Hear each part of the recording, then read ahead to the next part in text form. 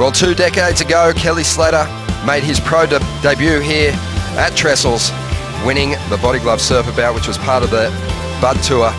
That was 1990. 6 championship tour victories later here at Trestles. Kelly's back into the round before the quarters. I just love Brett Simpson's sarcasm. And she's tired. That's random. That's epic. And obviously some real goals to rack up some prize money to make life easy at home and on tour, as we see Andino on the first wave of this heat. Wow. And that blistering backhand. It looks like it's in good touch today. A great way to kick things off, just blitzing that left. Watch his pivot as he punches this lip right here. He gets that little slide going, which is progressive.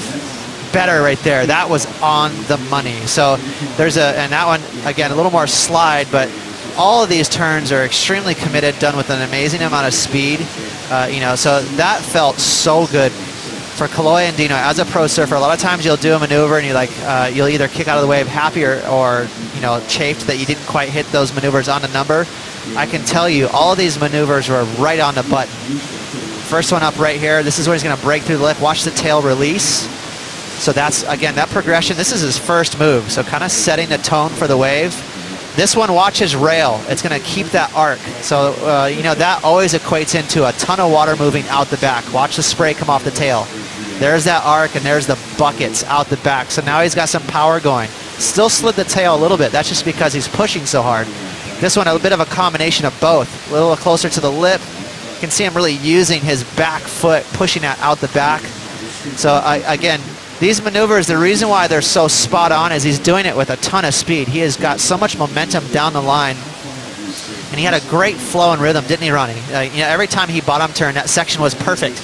In an event with Kolohe's dad that year he won in 1990, his pro debut.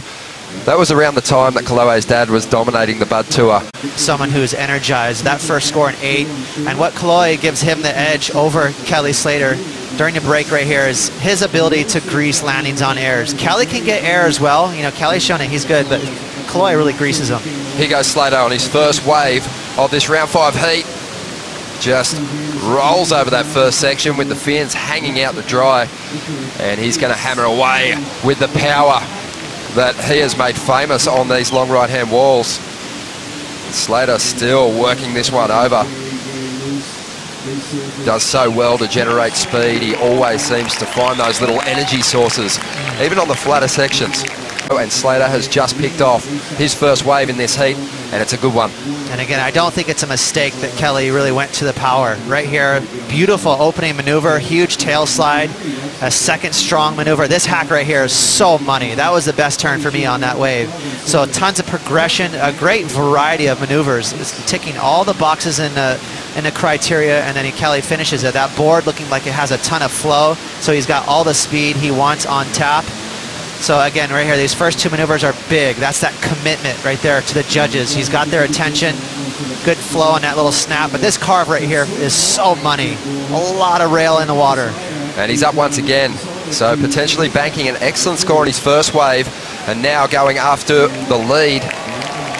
And he rides out of that last maneuver. It's great to see Kelly going to that forehand slash. There he is, Kelly Slater's frontside slash, where he just tweaks that board out. There's actually a statue made of him going to that maneuver back in Florida. Yeah, it's iconic. Cocoa Beach, his hometown. You're right, he has that bronze statue of that slash that you're talking about from when he was in his teenage years. But right there, just on cue, getting a backup score. Quick snap into a nice tail drifting air there for Kelly. He only needed a 4.57. We haven't seen the score drop yet, but it's definitely right there. It should get him to turn the heat. Well, he did get an 8.6 on his first wave. This is a big heat. The opening exchange for both competitors, or the first ride I should say, is really just creating that contrast in their approach with his power, despite the fact he is throwing the tail around as well. There's Slater having a look at a little backhand 360. I think that was a bit of a throwaway move. He wasn't too concerned about taking that wave through to the inside. And Dino, he gets an opportunity again to show us what he can do, and he is going to drift the tail and bring it right around into a full reverse. He's going to have some more wall here. He needs to keep adding points to this ride to take this number excellent. Climbing up over the foam, has another finishing turn on the inside and just swings the tail of that board right around. Did he ride clear of the foam? To keep this score going from excellent. I love the aggression. Kolohe going for broke on that first move, but you can see just a little bit of lag time. You know, it took him a minute to get back out in front. Once he did, he's all business again, trying to get some speed. There's the floater. Another little floater, but now he's going to be aggressive. Now he's got some green wall. He's going to huck the tail again towards the beach. So 2 aggressive moves, but you know, no worries there. He's going to for sure get rid of his low score, which is a 5. But he will be a little bummed that it took him just that little bit of lag time as he rode out of that slow motion 360 to get back out in front of the whitewash. I think he made his decision right here, Ronnie, to bust that tail towards the beach. Gets that front foot to slide forward just a little bit. But right there is where he got stuck. So you can see he hung up on that lip line more than he anticipated. Had he really gone his way, he would have got in front of that as he hucked his tail, and it would have been more of a seamless effort. Both these competitors collecting some serious highlights on their run through this contest. Sometimes we see surfers get themselves into the quarters, and really the story behind those performances is about strategy. 100%, you know, and a healthy respect. Oh, did you see that? Very interesting there. Bit of a battle. Kelly Slater has priority, and so we'll have to take a look and see if any paddling went down so that he lost priority. He's got free rein out there, and he is scrambling to get into this one and looking left, chasing just a small number, 4.73. This is a smaller wave. Kelly doing very well to stay in front of it at this stage, but really needs to make sure he does some big turns. Good flow, but think back to what Kolohe Andino did on his first turn on what was just a 5.33. He took time, he lagged, he got hung up.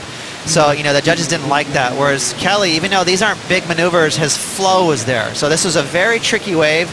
There was a lot of chops on it that could have really messed Kelly up, but he did a great job by keeping that board flowing down the line.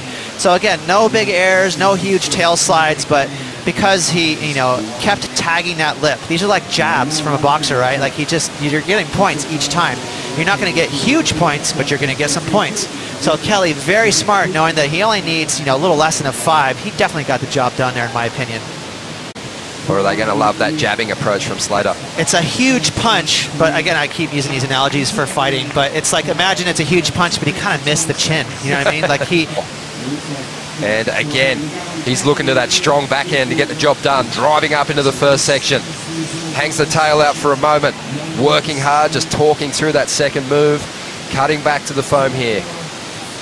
Andino needs more on the inside. This is a pretty decent score he's after.